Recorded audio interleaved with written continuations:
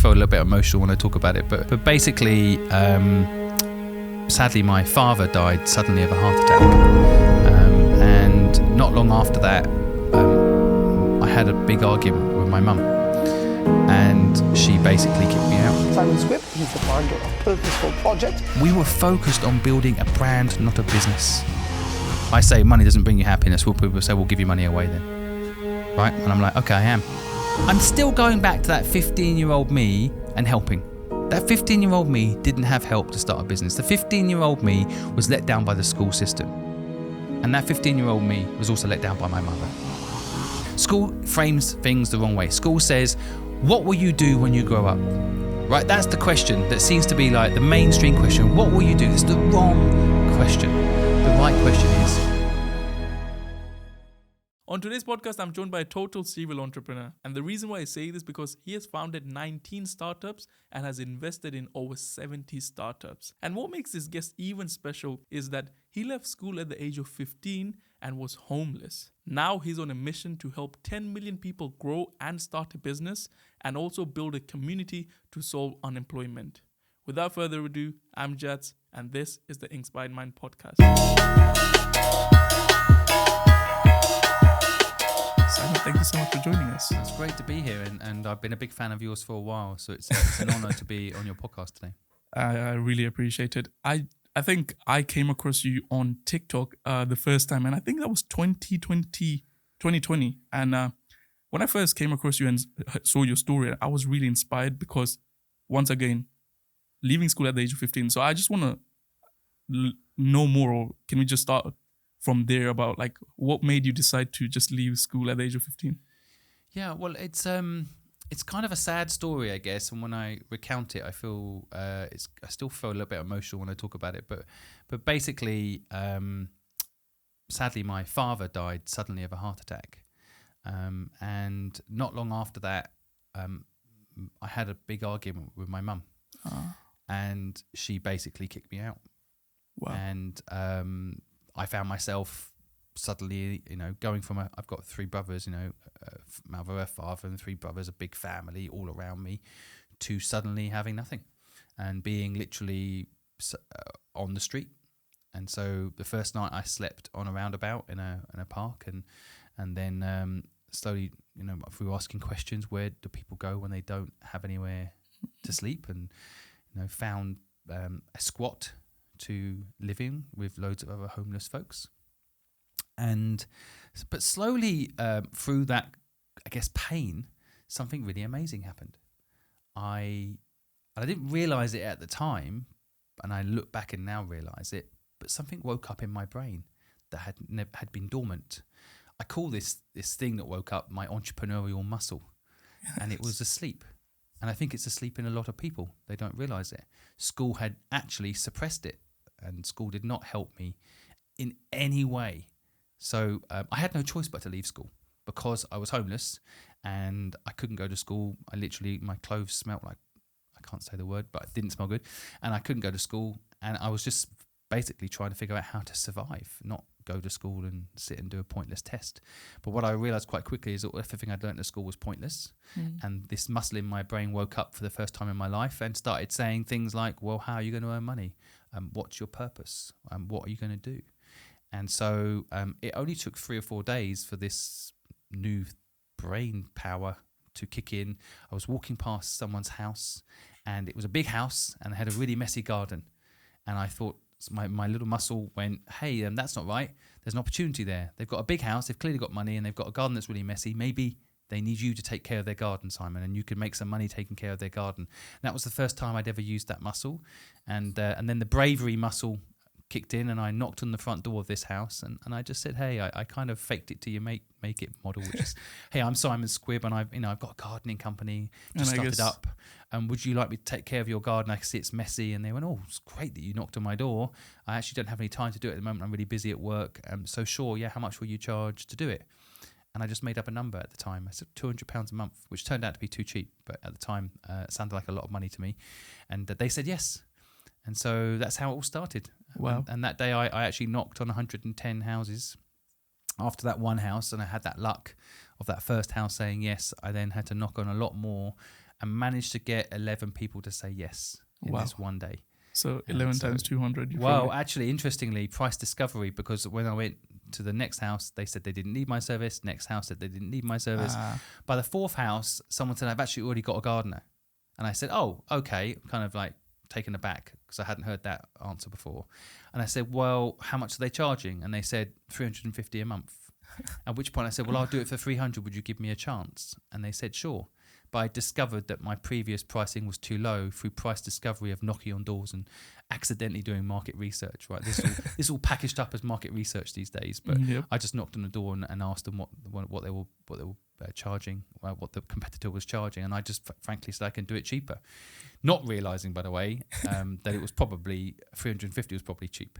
Yeah, but I didn't realize that at the time. I just wanted the work, and so undercut the competition, and won that contract as well, and then so that's how it all happened. I mean, that's the last bit is just an example of you learn more doing stuff rather than just trying to do your market research on a computer. And there were many great points you mentioned, and one of them was the typical one, school system. The school system is always, I also think it's broken. There's good stuff about the school system and there's the bad stuff. In your opinion, what would you say is the way to fix the school system? I think there's some very simple fixes that I recently on live TV I saw that, asked yes. the finance minister. Sorry, no, not the finance. It's now the. I've actually forgot. I don't know whose role's doing what these days. I'm not into politics, but I saw that video. When I interviewed him not so long ago, who's the education minister? Yes. And I basically said to him, look, why don't we teach financial literacy in school? It can be taught. It is not some special skill for the select few. Let's teach financial literacy in school. And his answer, was this can't be taught. This is only learned in the real world, which is therein lies the problem. And what's interesting, if you look into the school system, and I have looked into it, you'll notice that at certain schools these things are taught. At Eton, they are taught financial literacy, and for some reason in the mainstream schools, they're not. And so you make your own conclusion. But I've drawn mine, and I basically believe that there is no desire to give people an understanding of how debt works. Interestingly enough, credit card companies, when they first started doing credit cards, they were originally going to call them what they are, which are debt cards. Wow. And then they did market research and discovered that the word debt was quite negative, and people wouldn't take the card if it was called the debt card. So they turned it positive by calling it a credit card. And that's how they got people to adopt, in part, the credit card. Because no one wants a debt card, do they?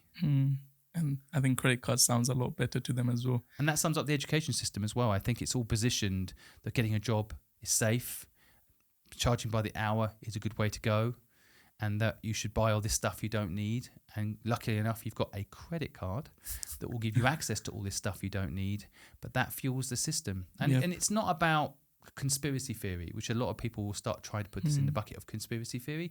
It's just economics. And it's truth as well, because the education system was built in a time where that worked. The system kind of worked, that you come out of school, you don't pay £12,000. Instead, you paid a lot less and you get a degree and you get a good job. But I think now in today's time, that system does not work and it's not updated as well. Totally. And one argument which I see on social media mainly, and I think one of the guests which I was talking to about the education system, was that they said if everyone was a business owner, who would clean the streets? So what would you counter that with?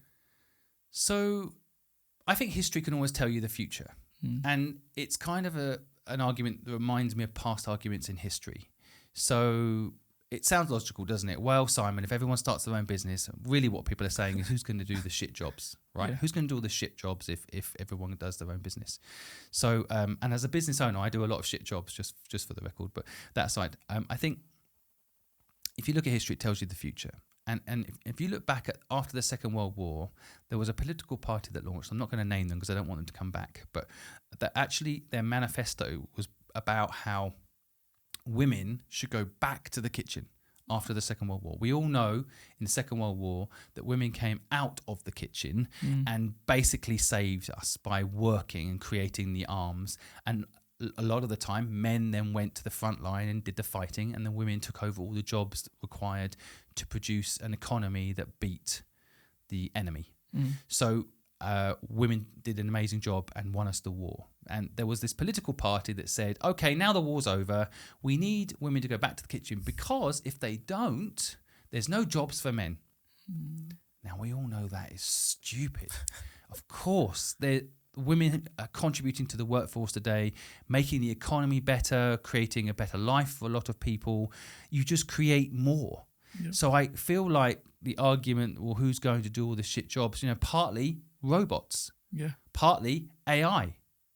I think that human beings are so incredible. There is an argument that if someone's working in McDonald's, and no disrespect, I've worked every crap part-time job at some point in my life, but that could be done better by a robot. And that amazing human being that's probably worth $10 billion.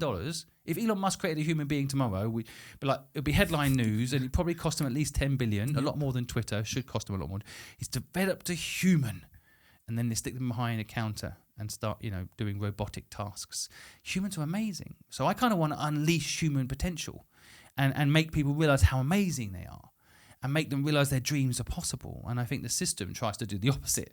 It tries to make people a robot. Well, let's just make robots for that. And I know it sounds a bit far-fetched to people, but if I went back 100 years and told a cowboy about how the internet works today and how amazing all the technology we have is, and how, yes, we're not going to need horses. Well, who's going to look?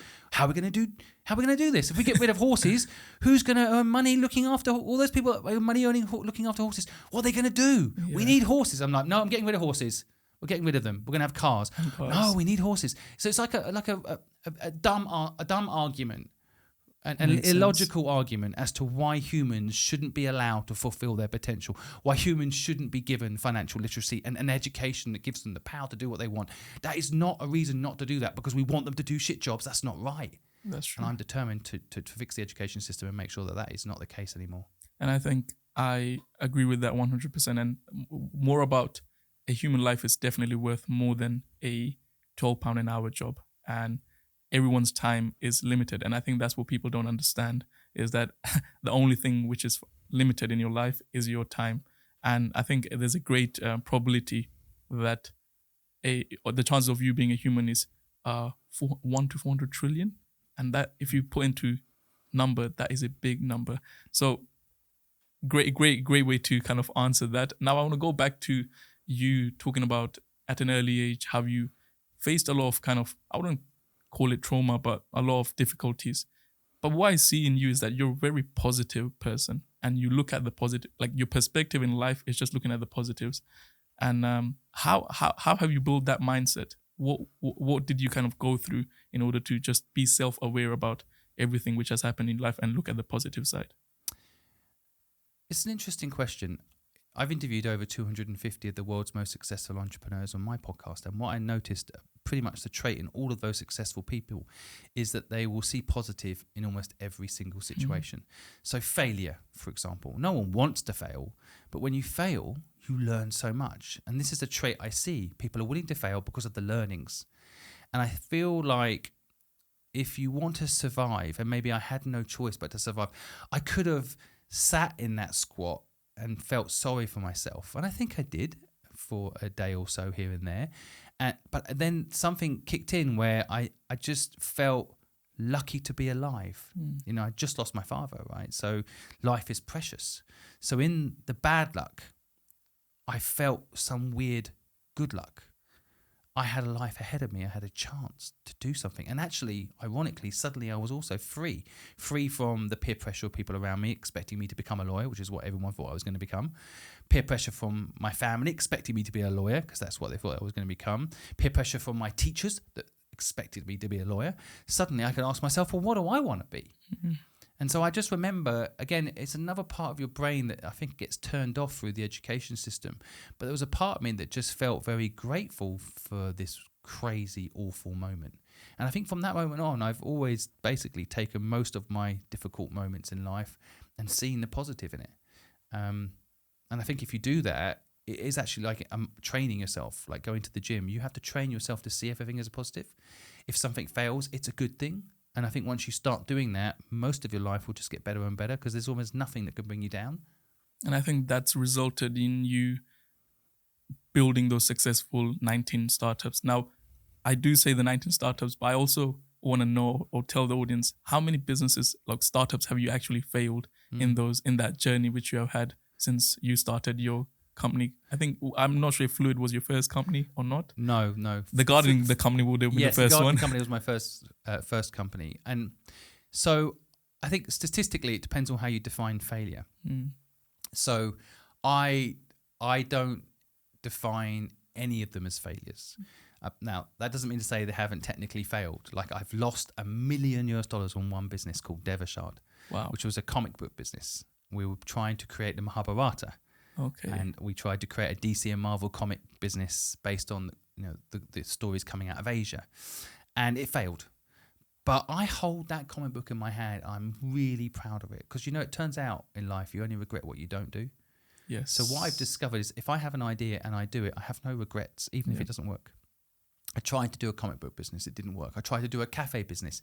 It lasted 5 years and then it failed. So is that failure? I had 5 years of like amazing coffee, experience, and I had the experience. I ticked it off my bucket list.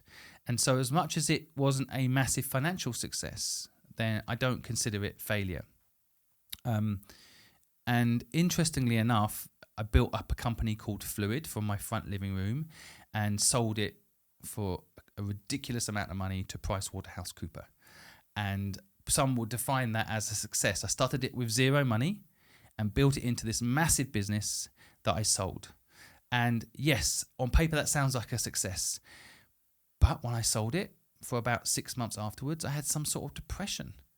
I felt lost. It was my identity. I was the guy that built Fluid in Hong Kong, and everybody knew me as the guy that built Fluid in Hong Kong. And everybody I worked with there were like family to me. And suddenly I had no reason to interact with everyone anymore. I'd sold the company.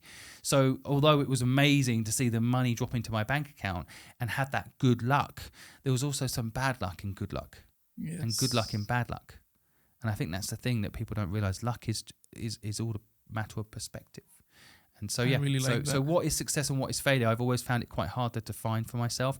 I have definitely lost a lot of money and had businesses go horribly, horribly wrong. And there's reasons that they've gone horribly, horribly wrong. And I've learned from those reasons. But if I hadn't had those failures, if I hadn't had those lessons, I wouldn't have made it. That's the reason why it's important to fail. So I don't see any of them as a failure because I made it in the end, And I think if you never try, you'll never fail. And if you never fail, you'll never succeed. Totally. I think that's a really great way to put it. And I'm loving the mindset and kind of learning myself right here of all the things which I just mentioned. And there are a few points which I want to go back to, which is, I think I was listening to one of your videos yesterday, and you mentioned how when you started Fluid, there were other 700 companies doing similar things in Hong Kong. So how did you compete with them? How did you out-compete, if that's even a word, all of them and build a successful business there in that niche? This is a really important lesson I try to get people to understand. People always say, I don't have an original idea, so I'm not starting. And there are very few original ideas. I can't even think of one. I mean, Facebook was a copy of MySpace. MySpace was a copy of Friendster. For your listeners, I might not even know what Friendster is. Bottom line is, don't know as well. Yeah, so these are social networks. They're just, everything is in fact a copy of everything else. And so there's just execution originality. There's not idea originality. So I think execution is so crucial to success.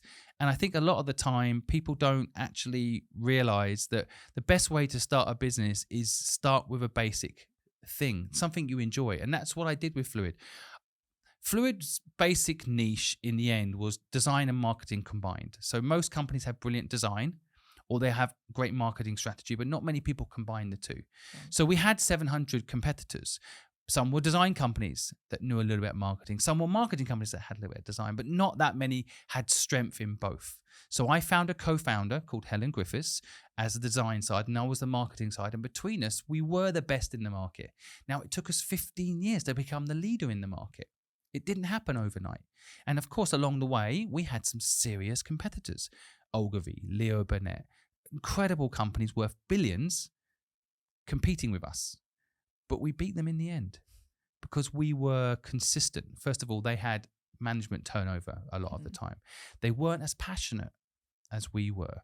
They weren't as focused on long-term relationships with clients because management would change every 3 years or the staff would leave. But me and Helen as a team, and then eventually our teams behind us that we built, we were focused on building a brand, not a business. That's something you mention a lot. Yeah, and I think a lot of people don't do this. A lot of people just want to make money, and that's fine to begin with. But if you want to build real value, the key is to build a brand. Brand is where value is. You think about Nike as a company. If it's just shoes, it's probably 20 quid a pair of shoes. So how can they charge 150, 200? Brand. And so it's such an important thing. And I think I didn't know it when I was building Fluid, but I wasn't building a company. I was building a brand. We lost money on some deals because we wanted to keep our brand reputation intact. We wanted to be respected and known. So sometimes we would lose money. Now, if you're just building a business, most of the time people will do anything to make money. Yeah. And they'll cut corners, and that will affect their brand, and then their brand will have no value. Then it's a race to the bottom. Once you have no value in brand, all it is then is about price. And that's when people struggle. That's when people struggle to charge an hourly rate that actually matches their talent. That's when people struggle to actually scale because they can't charge properly.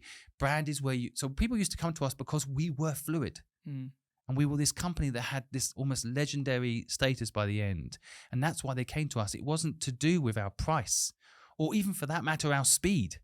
These things were secondary to our reputation. And I think a brand is one of the biggest things a business can build nowadays as well, because most people choose brands rather than a business itself as well. And also you mentioned how you started Fluid from zero. So I wanted to ask this later, but I think right now it would be great. How would you, because I would say people often say it's harder to take a business from 0 to 100K, but in my opinion, it was easier for me to go from 0 to 100, and from 100 to million is what I find is difficult.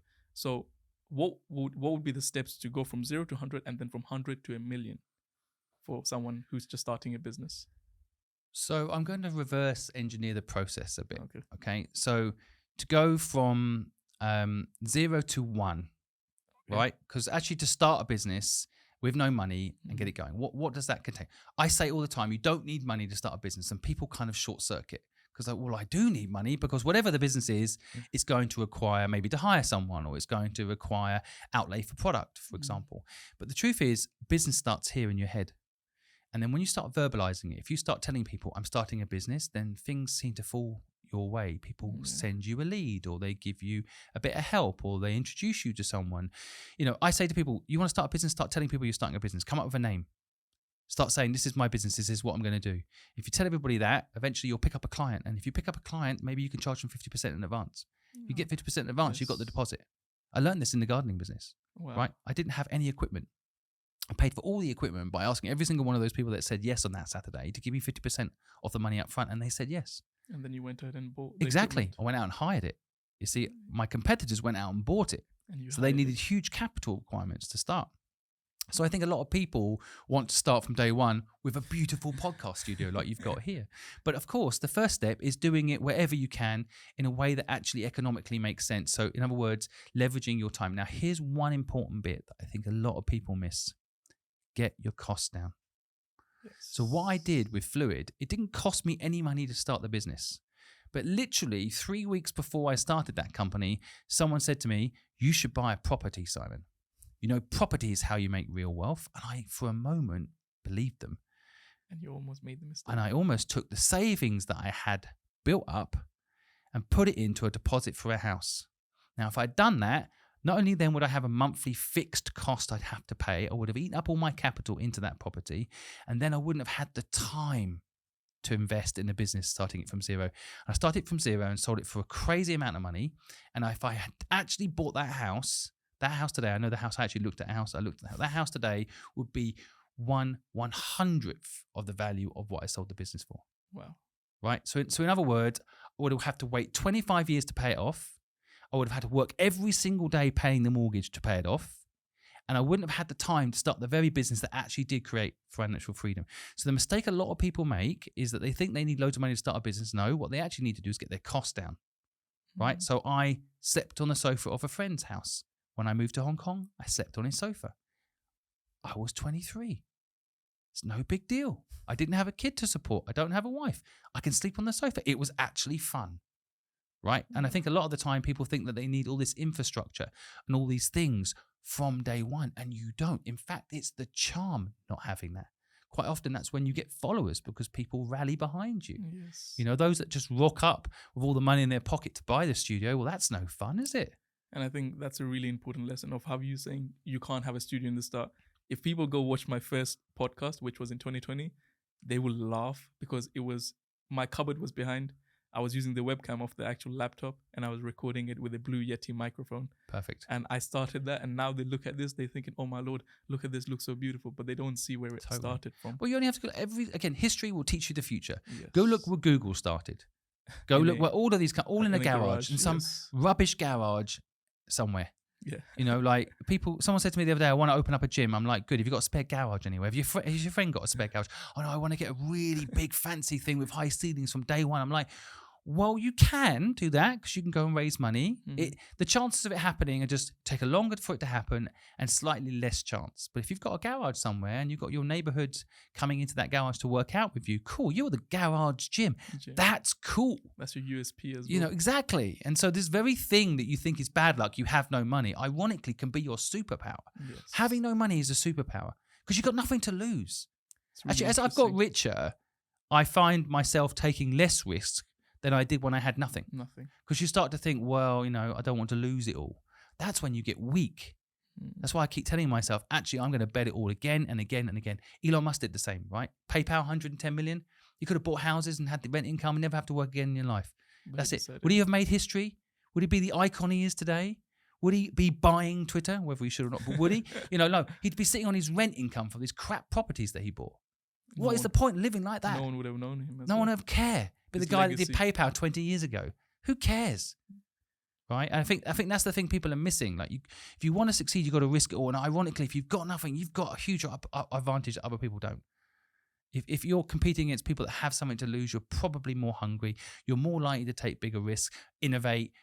And that's the superpower people don't realize they've got. Definitely agree. And how you said keep your costs down. I think I'm a great example of having one of my businesses where I generated $500,000, right? But now looking back, I only have 10% of that in one of those businesses.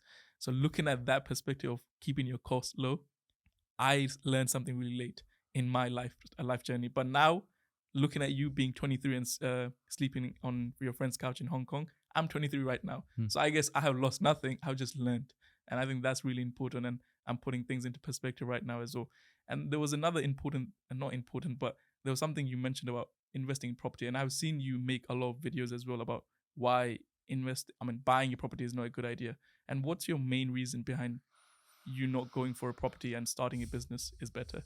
I guess you have answered it sort of, but I just want to know the main reason. So my main point is young people.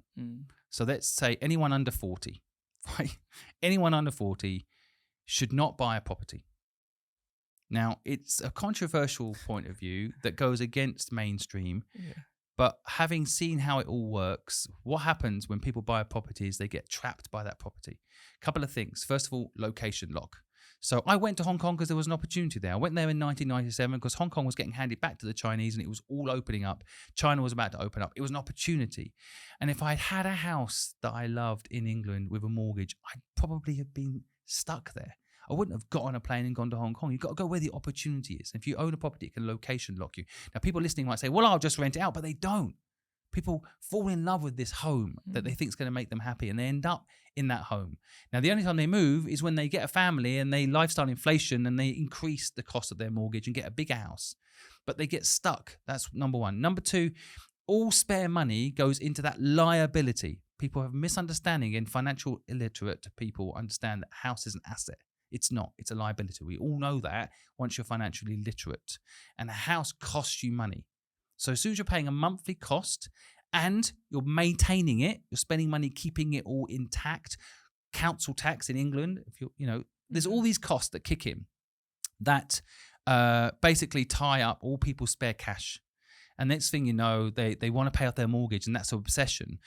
But honestly, you then have no spare capital to buy inventory, for example, and start selling stuff, or to open up a shop, or to pay yourself So you have some time to open up a business like I did with Fluid. So I just want people to realize now, if by 40 you haven't made it, then get a mortgage on a 25-year mortgage, and by 65, okay, you can pay the house off and you can die in the house if you want and give half of it back to the government and tax after that. No problem. But I think people don't realize how much it traps them, because the whole narrative is sold to them through society that owning a house is going to make you rich. It doesn't. It's a very low risk, very, very, in my opinion, not a very good investment when you're young. It's crazy because right now I was in the process of buying a house, right, for myself, and then I heard your perspective, and I'm like, Simon's right, but then I'm like, what about if like I would feel that, okay, I have something to fall back on if I lose everything at my house. Right. So do you think some people just have this mindset where it's like, okay, there's something I own. Yes. So now if my business is full or fail, or if I get kicked out from my job, I'm not going to be homeless, I guess. Do you think that's something which... So plenty of people who own a home become homeless. So there's no difference. If you can't pay the mortgage anymore, the bank takes your home. And on top of that, they take your deposit. Right? So, and any money you spent on putting a conservatory in or whatever you've done, right? It all goes. So it's a false safety net. What you're better off doing is mastering a craft, and your safety net is the ability to make money. You see, I don't sell courses in entrepreneurship. I help people for free. Why? Because if I want to make money, I'll start a business. I don't need to sell a course to teach people business, to be my business. If I want to make money, I'll start a company. And that's the skill set I built up by building companies. And I think people need to give themselves, that's the fallback. The ability, if your boss fires you tomorrow, to start a business of your own. In fact, that makes you more valuable to that boss, because they're going to have to fight to get you. Otherwise, you're just going to start a business of your own. A house is not going to give you the safety that you've been told. In fact, it's going to give you the exact opposite. It's going to give you a liability, a fixed monthly cost, something you cannot avoid quite easily. And therefore, if you don't pay it, you lose it. The bank owns that house until you pay the mortgage off. It's just a fact. It's not conspiracy theory. They own it. They own that property. If banks thought there was money in owning property, they would have owned property. The money is in lending people the money so they work for the bank and don't realize it. And they're just making the bank more money. Exactly. I guess that's the business the bank's doing at the end of the day. Yeah, and yes, there is an argument that the property will go up in value. Well, my business from zero went up an infinite amount. And more importantly than the value going up, I learned a skill. What skill do you learn buying a house and sitting in it? That's really true. Really true. And I think that's going to help me a lot now to think back about buying a house or not. So I think I would rather invest that money into my business and grow that. Totally. And, infinite amount of upside. The other thing is I never like investing in things that rely on external factors to be successful. So, for example, the stock market. If people think investing in the stock market, it's dumb, because I'm basically saying I don't believe in myself, so I'm going to put some money in this company and over here, and I hope that they do it for me. Don't do that. Invest in your own skills. Invest in things where you can have an influence. Say to people, invest in your local shop. If you did that, you can actually go there and buy stuff. So instantly you can affect the sales. You can encourage other people to go there. You can help make that business successful. You have an influence over it. You have absolutely no influence over Bitcoin. You have absolutely no influence over Ethereum. No influence over the stock market. Why do people invest in things they have no influence over? That's really true. And let's say someone who's watching or listening to the podcast right now, do you think there's certain things you should look in a business idea before starting? Or like, do you have this checklist? If you're starting a business, you need to ensure that this business is this and that, and then you're going to start with it. So in short, yes. Whenever I'm looking to do a business, there's a few different elements that I think about. And over the years, it's changed, because I think in different stages in life, you have different requirements. And so my requirements have changed. When I was younger, it was about how much money can I make out of this business. My gardening company, I didn't enjoy it really. But initially, I was learning, and I was learning what I enjoyed. And sometimes you have to do the things you don't enjoy to discover the things you do enjoy. So I think in the early years, it's about experimentation. But as I've developed my skill set and found my passion and know where I sit in the ecosystem, I look for a few things. First of all, any business I'm involved in has to be fun. This is so overlooked. I don't know why the word fun isn't in business more.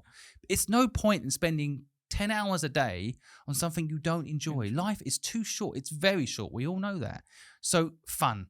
How can it be fun? How can we have a laugh? How can it be enjoyable? And of course, that often links to the people you work with, but actually just as important is the purpose of the business. Why is this business here? What is it doing? We often know what we're doing and how we're doing it, but not enough people ask the Simon Sinek why. You know, like why? And for me, it's deeper than why. It's purpose. So there is a reason we're all here. We all fit within. It's very well designed. We all fit within a certain structure. We're meant to do something, and I feel that a lot of people haven't tapped into that and actually discovered what it is they're meant to do. Now, it's not like you can say, right, what's my purpose? And then you have an answer. Some people do. Some people are very lucky. Some people do. It took me 20 years to figure out my purpose. And I had to go through a lot of pain to discover it. But what I did do is start asking myself that question 10 years before I found it. Every single day, what is my purpose? Why am I here? What is the reason for this? Why am I doing that? Don't know. And one day it clicked. Right? And I think that's what you have to do. Again, school should ask this of people. School frames things the wrong way. School says, what will you do when you grow up? Right, that's the question that seems to be like the mainstream question. What will you do? It's the wrong question. The right question is, what problem will you solve when you grow up? Because when you start asking questions in that context, you're not being categorized into one particular job. Life is actually probably about 8 different careers if you want it to be. You could be a lawyer, you could be a doctor, you could be a YouTuber, you could be all of these things in different cycles in your life. So it shouldn't be about what do you want to do? Because that is actually distracting you from, well, what is it you want to solve problem-wise? Because then you can reverse engineer. Well, at the moment, I'll be a YouTuber because that will solve education. And then later, I'll become an education minister because that I'll be able to directly affect. And then later, and you can start realizing that the job role doesn't matter as much as the purpose. Do you think the purpose changes over time? Or has your purpose changed? So I think purpose... Or your why, I would say. Yeah, kind of. I think the why doesn't... Once you've discovered your why, it doesn't change, but the vehicles in which you service that why can. So in my case, I had a company called Fluid, and I think that was the first company I built that I understood a bit more about what my why is. I really liked helping people and making their businesses work. So I would charge people for a marketing plan and branding to help them launch their businesses. And we launched some incredible businesses, and it was very fulfilling. And my why at that time was to help people start businesses, but they pay me for it. And then I built another business called Nest, and that business was an evolution, I guess, of the Fluid model where we would invest in people's businesses. So we take equity in the company. So I'd help people's businesses by giving them capital, and then I'd take equity, right? And then when I sold both those businesses, my new reincarnation, same purpose, different model, is the Purposeful Project, what I run today. And now I'm helping people for free. I'm helping people with capital, and I'm helping people with time. So both what Fluid and Nest used to do, but for free. You see, but it's the same purpose. Yes. I'm still going back to that 15-year-old me and helping. That 15-year-old me didn't have help to start a business. The 15-year-old me was let down by the school system. And that 15-year-old me was also let down by my mother, right, my parents. So now I have that ambition to help. Often, mind you, the people I'm helping are like 28, 29, 30, 31. I was helping someone who's 52 the other day. It's not really about the age. It's about the stage, right? So that rhymes, by the way. It's not about the age. It's about the stage, But it is about like people. Sometimes people wake up. Yeah. And they're suddenly, this thing in their brain I'm talking about that happened to me happens to people a little bit later in life. They're like, I went to university, I then got a job as a lawyer. I'm now in this house in Hampstead that was supposed to make me happy. And actually something's not right. I'm not happy. This isn't fulfilling me. Yes, I've got the house. Yes, I've got the car. Yes, I've got the brand name, image, or whatever it is. I'm not happy. Right? Sometimes it takes people longer to wake up because the system kept them in for longer. Yeah. And so I'm helping anyone that needs it for free. So my purpose hasn't actually changed. I still love helping people, that 15-year-old me, start something and be free financially, be free mentally, able to decide what their purpose and job is each day. But it's just changed business model wise and I guess branding wise. And I think one thing you slightly covered about figuring out your purpose and finding your why and stuff like that. I kind of had my awakening, if you would like to say that, in 2020 when it was locked down. And that process of trying to figure out your purpose, what you're here for, is not easy. And it's so much mentally draining because it feels like you're going crazy. And so I would, to a 15-year-old you back then, what would you say would be the steps they can take take to figure out the purpose. One of them being is try out as many things as you can so you can figure out what you enjoy and everything. But what would be kind of a step-by-step model to figure that out? So I think step-by-step model, stuff like pick a lane and stick to it. Some people have too many choices. That's very distracting. And sometimes you have to get stuck into something and just push through the pain. So I think there is a distinction between like, if you have a purpose, it doesn't mean to say you love everything you do every day, right? You think about a nurse, for example. Nurses haven't gone on strike in 150 years, right? Nurses go on strike, people die. Yep. So nurses go to work every day and work bloody hard under conditions that are ridiculously difficult. But they're still doing it. Why? Because of the sense of purpose. So people do mix up like, oh, if I have purpose, I'm going to be happy every day. Happiness is an illusion. Purpose, what purpose does give you is like a recharge. So when you see that you've saved someone's life, as a nurse often has, that will recharge you. Helping humanity recharges you. And I think that's the mistake people make. They think that it's something that's going to make them happy every day. Not necessarily. The pain is actually where the joy is. Like going to the gym, the pain is where you work out hard. The pain is actually where the gains are, right? And it's the same in business. You've got to go through that pain. And I think that's what people kind of, when you want a step-by-step guide, the first thing is to accept that whatever you're going to do won't necessarily be fun, but you will be rewarding. Makes sense. And you have to dedicate yourself to it. Cut off all of the Vikings used to call this burning the boats, right? The Vikings, when they used to attack somewhere like Britain, when they landed, they burnt all their boats because they can't go back to that comfortable life. They've got to conquer what's in front of them. So people need to start burning the boats more, like seeing what's in front of them and going for it and pushing through the pain. And that's probably the number one step. Instead of thinking, well, I could get a job, I could go back to that. Oh, I could do this, or I could do that. Pick one thing and focus. So picking one thing and focus, once again, I'm a bad example of it because I tried focusing on multiple businesses and then sometimes I have a deep night where I'm thinking, what if I focused all my time in that one business? And you having founded 19 startups. I'm not sure if you've done multiple businesses at once. Have you? Because I have. You have. Then I have this question is that most people say you can't be a jack of all trades. True. And you can't focus all your energy in multiple businesses because if you focus on one, you can grow that times 10. So this will help me a lot because I'm always fighting with myself. Like, should I focus on one or is it fine to run multiple? So this might suddenly be a live mentor session for you. Yeah. So this is a really interesting phenomenon, actually. So I actually totally agree that, well, definitely as men, you can't do more than one thing at once. Let's just be realistic. I can't really talk on the phone and drive. Yeah. I mean, probably, it's hard to concentrate on one thing and do the other. And unless you've got muscle memory, right? So driving a car has some sort of muscle memory. Yes. So if you've learned to drive a car and this is the analogy I use. If you learn to drive a car and you're really good at driving a car, you probably can have a phone conversation at the same time. Yes. But something suffers a little bit. But if you've done enough repetitive training, you can. So in a way, if you've got a business where it's repetitive and you've got good at it, you probably could do a second business, right? So what happens with a lot of entrepreneurs is we get bored with the one thing that we were doing. I think that's and so, but good news is if you've become repetitive at it, you can put someone in charge of it, or you can let it run on autopilot. It's not taking up too much of your frontal lobe, right? Now, the holy grail, I think, on this is you can do multiple things, but you must have one purpose.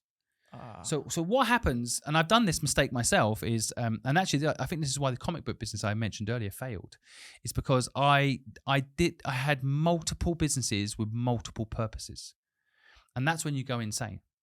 So today at the Purposeful Project, I had the Purposeful Project, I had the Unicorn Podcast, which is one product. I had the webinar products. I have all of these different parts of the business, which in themselves are individual businesses.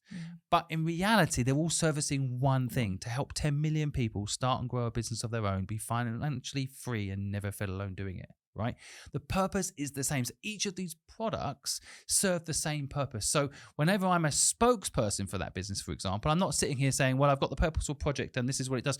Oh, by the way, I just opened up a car showroom that sells cars to anyone that wants to drive fast, because fast living is fast life. Like I'm not trying to sell 3 or 4 or 5 different narratives, which is very, very taxing mentally and almost impossible to deliver on. So I think you can have multiple businesses if the core purpose is the same.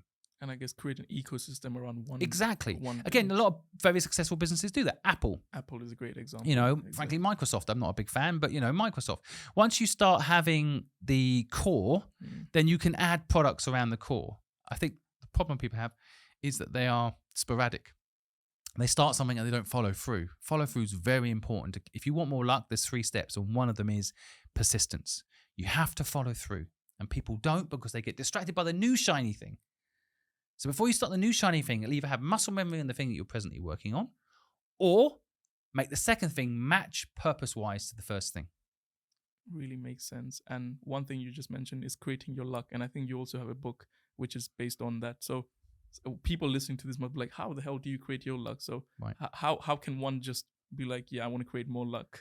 So it turns out I've studied luck intensely, and luck is in fact a process. So when I was studying luck, it turned out when I looked at individuals who had a lot of luck, including myself, I've had a lot of luck. It turns out in your life, on average, 2% of your life is totally random luck. Only 2%. So totally random luck an example would be where you're born, right? There's sayings out there like, the harder you work, the luckier you get, right? Yes. People love that. I hate that saying. It's so not true. But the saying is basically, well, where you're born makes a huge difference. Yep. So, all the how did you work hard to make sure your mother was born in X country, right? How did you do that? Yeah. Then let's face it makes a huge difference. So that's only 2% of your life, though. 98% of luck is hackable. And basically, it's 3 steps to hacking luck. The first is what I just mentioned, persistence. And so there was this whole study done, I think by Harvard, where they looked at like the top salespeople in the world. The top 10% of salespeople in the world run what they call a 5-contact system, which basically means if you give someone a lead, they'll contact that person 5 times. So they might send them an email. Hey, do you want my services? Follow up. Did you get my email? Do you want my services? And then maybe 3 weeks later, they'll send them some sort of material or promotional material or something, and then no reply. And then they'll send them another follow-up, maybe a phone call or message and no reply. And basically by the 5th call, people tend to call them what they call dead leads, right? Okay. That's the top 10% of salespeople. That's the best. Top 10%. 5 contacts before they believe that the lead doesn't want their services. And if you ask them, they'll generally say, I contacted them and they don't want our services because I haven't heard back, right? The end. The 1% of salespeople, and I put myself in this category, the 1% of salespeople have the infinite game, which I think, again, is another Simon Sinek insight. But basically, the idea is that, when I started Fluid, I wrote down 50 companies that I wanted to work with. And I remember in the first week getting one of them. It's like, wow, they just said yes. It was at the time CNN. Yes. Oh, great. They're our client. CNN are my client. This is amazing. The last company on that list took me 9.5 years to land as a client. Every single month, without fail, I would send some sort of message to that company, be it like, here's an insight piece I've just seen on what's happening to your industry, or here's an idea for you that I think you might like, or happy birthday, the person running that department, or Merry Christmas, or Happy Diwali, or whatever it was. I would always have a reason to reach out to those people in that company every single month for 9 years before I won them as a client. Makes sense. And so I think that persistence is totally important, and people aren't persistent enough. The second element of increasing your luck is basically knowing your destination. So a lot of people are back to purpose. They don't know what their purpose is. They don't know where they're going. So it's like, the analogy I use for this is like, you get in a car and you say, right, I need money. Money is fuel. So you need fuel for the car. Okay, putting fuel in the car. Where are you going? Don't know. How much money do you need? Don't know. Do you need a car? Don't know. Could you do it on a bike? Don't know. Can you walk it? Don't know. Who do you need in a car with you? Don't know. Why you don't know all these things? I don't know where I'm going. Exactly. So once you know where you're going, often you can walk there. You don't need any money. That's You know, true. often you can bring someone in the car as a co-founder with you that can help you get there because they know the route. They've done it before. You know, like you need to know your destination to understand how to equip your vehicle, right? And people don't, and you got to spend more time doing it because it will tenfold increase your chances of getting there if you know where you're going. Otherwise, you go around in circles and run out of fuel. And the third thing, I think they're all equally important, but this one particularly gets to me because a lot of people don't really understand this. You know, again, this whole concept of like, the harder you work, the luckier you get, which is a lie, right? It's a lie that's so prevalent, it drives me mad. Even when people listen to this podcast, there's going to be people commenting about how preparation meets blah, blah, blah will be success. No, it's nothing to do with hard work. It's all to do with risk. And getting the right people to do the hard work. Well, that plays a part, but I think the most important thing is that you take a risk. That's it. The more risk you take, the luckier you get should be a massive Instagram quote everywhere, right? That is the truth. Yeah. So I can sit at home working 1 hour a day, taking risk, and be more successful than someone working on a building site 18 hours a day, right? 100%. So it's about how much risk you take. Now, risk, it turns out, triggers a fear in people. But fear is actually a superpower. People think fear is the modern age has kind of corrupted people a little bit of many reasons. Media has a big role to play in why we're corrupted. But one part of it is fear. So we feel fear. And so I remember the first time I was ever asked to go on stage and talk to people about my journey and about my business. And I was like, my instinct was to say no to the person that asked me. No, I'm too busy. I already felt my hands going sweaty and palm sweaty. I was 26 when someone asked me first to go on stage. Went all sweaty. I was like, oh, I'll just say no. Right, easier. We can just say no, can't we now? Fear is a superpower. What we're meant to do and what I've learned to do is lean into fear. When I feel that, I'm alive. I'm meant to do it. It's pushing my barriers. Originally, fear was designed this way. A lion is coming towards us. We get the ability to run faster and think differently for a period of time. You're meant to leverage that. You're meant to feel that and do incredible things. Almost superhuman things. Run faster than a lion. Think faster than a lion.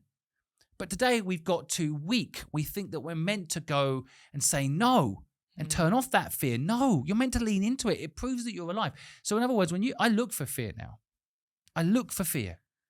I think it triggers a lot of things. It triggers growth. Yes. Right? It triggers a push in you that keeps you alive. That's why when people retire, they often die quite quickly after because the stress is gone. Stress is good. A certain type of stress is really good for you. Of course, there's other types of stress that aren't. You've got to eat properly, exercise. Certain type of stress is bad. But general pushing yourself, boundary, risk stress is brilliant for you. And it grows your mind and grows your abilities. And so you need to lean in. And that's the third key to being infinitely lucky. Take more risk. Harness fear. I love that. I love the three three rules in order to create your luck. And one thing which you mentioned right at the end was having the right type of stress to keep going, to keep pushing.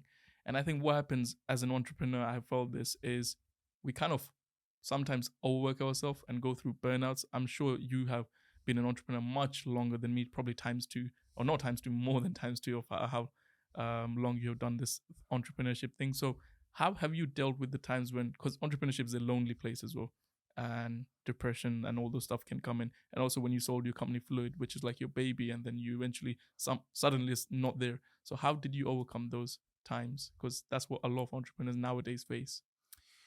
So it's a really good question. And I think I could sum up the answer to this in one word, which would be community.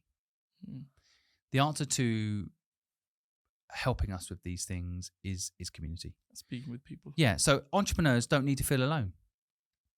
We almost isolate ourselves. We think we're alone. We're not. I've got a network on Discord. You can come and get help anytime. We meet up. We help each other. I've got a Telegram group. The same. People, you don't need to be alone. In this day and age, there's plenty of networks. And I think that's very important. The second thing is we're entrepreneurs, so we think we're the only ones going through this. Of course, someone working in a company is going through depression, having a hard time. It's no different. Just because we're feeling it as entrepreneurs, it's not unique to entrepreneurialism, right? True. And I think the truth is what we've lost in society, and we need to get back to it, is a sense of community, a sense of tribalism. Unfortunately, with the rise of political tribalism, that's where we've been used a bit because we think we're label, we're conservative. I'm politically homeless, I'm neither. But the point I'm trying to make here is that we've got that nature in us, which is tribal. But what we're meant to be doing is helping each other in our communities. That's where we started. That's how we've evolved. We were originally in open fields or in caves looking after each other. Homelessness didn't exist. We created homelessness, right? Without, again, this is by the numbers. This isn't conspiracy theory. It's going by the numbers, right? The way that the financial system has structured things, where, for example, we get a mortgage and then we buy a house, we close the door, we don't talk to anybody outside. That's not healthy. Yeah. That's lockdown proved that as an experiment, right? A lot of people had mental health issues more than ever during lockdown. Why? One simple reason. It wasn't the job that was stressful. It never has been about the job. It's about a sense of community. Right? So I know now that when I help someone, I feel better. I sleep better when I help someone without any expectation of anything in return. It's not give and take as the present narrative in society makes us think. It's not, I'll give you something, you give me something. No, that's not how it's meant to be. What we're actually designed to be is give without take. Yes. I'm meant to help you and not expect anything in return. If I do that, I'm happier. We've all probably been in a situation where I give you a bit of money and then you don't give it back to me and I'm aggrieved. So I did something nice and you didn't give me back the money. So now I'm upset, right? That's because we structured it wrong. I should give you the money because I can and you need it and I helped you. That's it. I don't expect anything in return. And then one day, someone will help me. Not you necessarily. Someone else will. That's what karma's about. Right? And so I think we basically as a society have to get back to that tribalism. And if we want to help ourselves, first thing to do is help someone else. It sounds so cheesy. It is so true. It's obvious when you hear it. But if you go help a stranger today, do something nice for someone, you will sleep better tonight. Of course, that person you help will also have a better day. And that person you help will probably be reminded to help someone else. So when I talk about my own following, 1.1 million followers on TikTok, I always say, my dream with that following is not that they make me more famous. My dream with that following is that 1.1 million people will do one nice thing for someone today. A stranger, person behind you looks sad, buy them a coffee. You walk past someone on the street who's homeless, just give them money. Don't judge them what they might do with that money. Just help them. Give them some money or some food or say hello, listen to their story. Help them in any way you can without any expectation or judgment in return. You will have a better day and so will they. And if everybody did that, all 1.1 million people following me did that one kind gesture, imagine the effect that would have on the world, the positivity that would spread. Those 1.1 million people will be happier. They'd all have a lovely story to tell someone, which might encourage that person they tell to do something nice. They will be reminded to do something nice. And you as the person that did something nice will sleep better tonight. And I think a lot of people have forgotten that because nowadays people are just like, oh, he can go get a job. Or why? She's probably going to spend that money on this and do that. And I think one thing I've learned a lot from your videos is that when you just go and speak to people, you kind of realize that maybe that's not the story they have. You just don't know what they're going through. So I think that's a really great way to put it. And if you can get 1.1 million followers of yours to do one positive thing, I think it will definitely change the world because 1 million people can change 1 billion lives, I guess. Totally. And I think the narrative, that's what people tell themselves when they walk past someone. I mean, let's be honest, people listening, just be honest with yourself for a minute. Yeah. You tell yourself that narrative so you don't have to bother. You make an assumption about someone who's homeless. Let's pick on, that sector for a minute. You make an assumption that person over there is a drug addict and you do it, if you're being honest, you're projecting because you don't want to stop. But stop and listen, you'd be happier. Yes. You'd be happier that you did that. And maybe the narrative is true. Maybe you speak to that person and that is exactly what you thought. Okay, fine. Doesn't matter, does it? I think, is that the way you think you can feel fulfilled in life? Because I'm sure the answer to the question which I'm going to ask is, did more money buy you more happiness? I'm sure the answer is probably something which you can give. I guess it might be different because I was assuming you're going to say, no, it didn't buy me more happiness. But I think you might have a different answer. Well, I think this is an interesting one as well because people listening, if I say, as a multimillionaire, as I am today, a multimillionaire, if I say money doesn't bring you happiness, will people say, we'll give you money away then? Right? And I'm like, okay, I am. That's what I'm doing every single day. I'm giving my money away. I'm investing in the tools to also help the people I'm giving money to be successful. And so, but money does buy you happiness if you're already happy. Okay.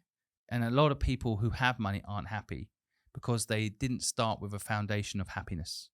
So they didn't figure out their purpose. They haven't spent time figuring out why they're not happy.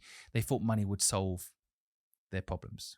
And And so what you need to do, I think, is realize what makes you happy. Now, what makes me happy is spending time with my son, being kind to my wife, and giving to strangers and helping people that have a dream make it come true. I've defined what makes, and exercising, by the way, on a personal level. But you know, those things make me happy.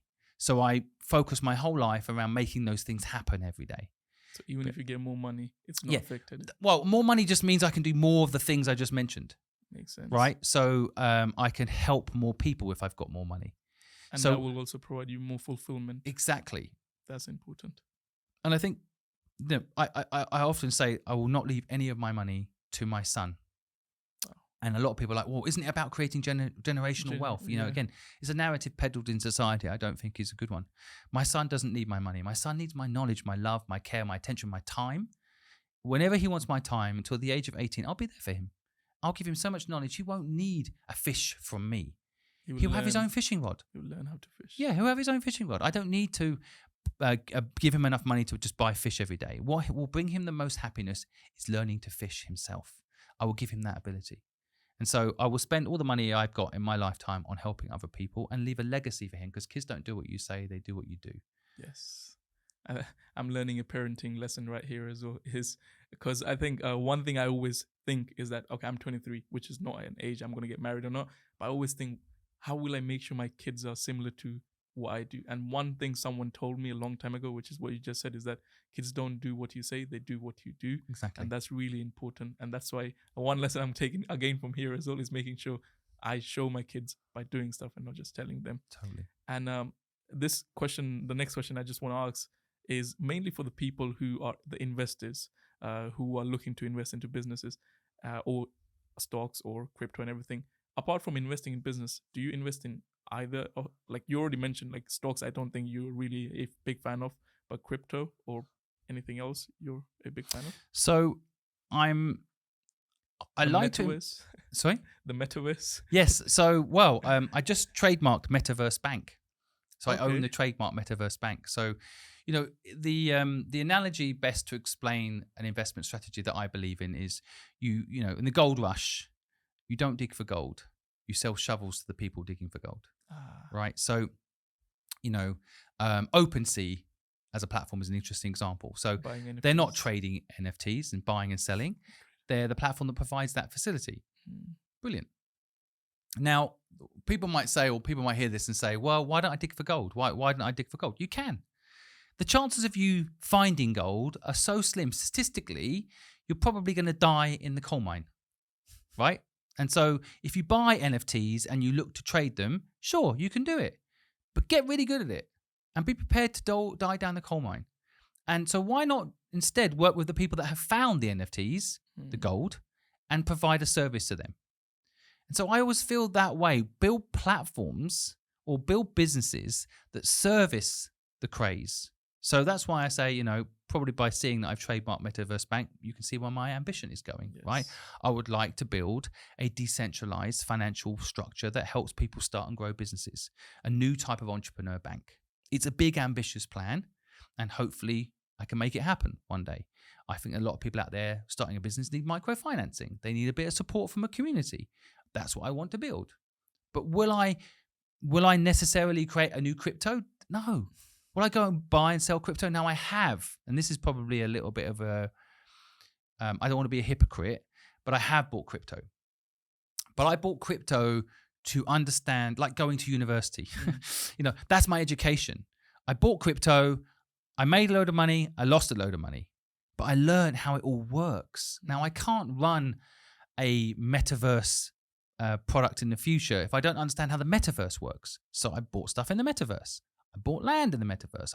I've gone into the system, spent time there. But I'm not buying my crypto with the idea that this is my job and I'm going to make loads of money. And that's the mistake people make, because again, Bitcoin, I cannot affect it going up unless you're Elon Musk. And even then, he tweeted not so long ago about a crypto and it went down for a change, right? It doesn't, you know, there are very few individuals that can actually affect the outcome of those products. So why would you put too much into it? Put it into platforms that service the industry. Brilliant. But don't dig for gold. It's just literally gambling. And once people realize the stock market and crypto is just gambling, then treat it that way. Bet what you can lose, and maybe it doubles, great. Or just go, what I do, I go to the casinos and I put £1,000 on black.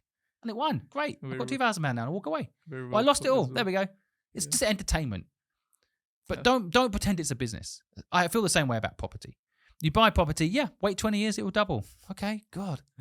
We're real put. And so this question is just regarding investing as well, is did you make more money, or I guess if that's the way I'm going to put it, but did you make more money starting a business or investing in those 70 startups? Because that will give a good kind of understanding of being an investor or being a business owner. Yes. So I've invested in 76 startups. That is a lot.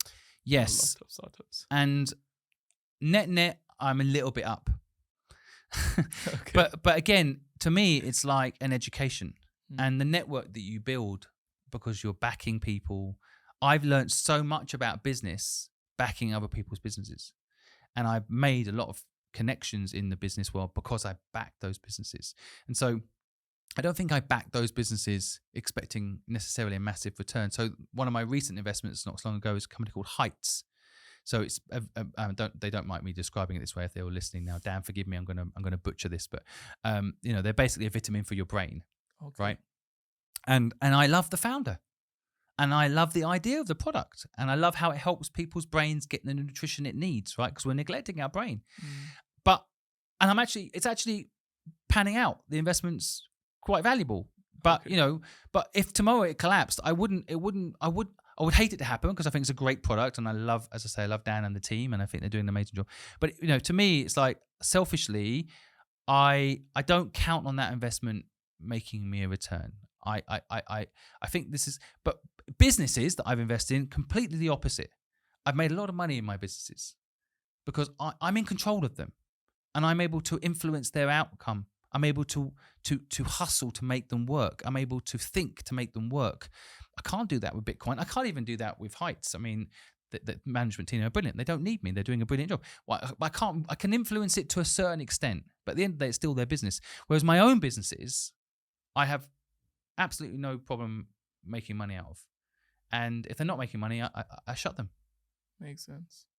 And in terms of investing in a business, is there anything you look specifically, I guess? Because I think you already mentioned that look for businesses which provide services, really good services, rather than going to look for the gold. So I guess that's one of the key points. Anything else? I think if you can bring value to the business. So, again, if you just invest in anything, then fine.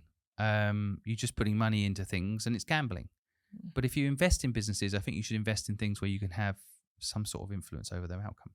That really makes sense. But it's very important when people are investing. There's kind of three types of investments that I look at, right? One investment is an easy one, my own business, right? And people don't invest in themselves enough. Ironically, they're always looking for the stock market or a house, or they don't invest in themselves enough. For some reason, that's not the safe bet. And actually, ironically, that is the safest bet. You are the safest bet. But for some reason, people think a property is or the stock market is. It's not. It's you. First type of profile investment. The second type of investment is a business that you're involved in and have an influence over the success of it.